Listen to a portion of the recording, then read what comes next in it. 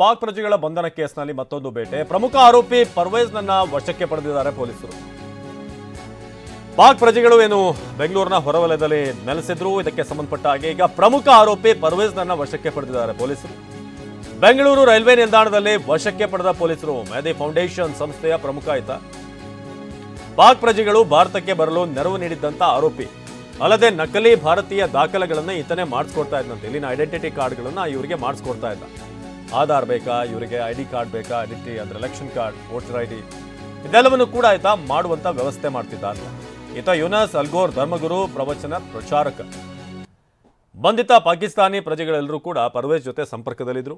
ಪರ್ವೇಜ್ ಸೂಚನೆಯಂತೆ ಧರ್ಮಗುರುಗಳ ಪ್ರವಚನ ಪ್ರಚಾರ ಮಾಡ್ತಾ ಇದ್ದ ಈತ. ಭಾರತದಲ್ಲಿ ಮೆಹದಿ ಫೌಂಡೇಶನ್ ಉಸ್ತುವಾರಿ ಈ ಪರ್ವೇಜ್. ಸದ್ಯ ಪರ್ವೇಜ್ ವಶಕ್ಕೆ ಪಡೆದು ಜಿಗಣಿ ಪೊಲೀಸರು ವಿಚಾರಣೆ ನಡೆಸ್ತಾ ಇದ್ದಾರೆ.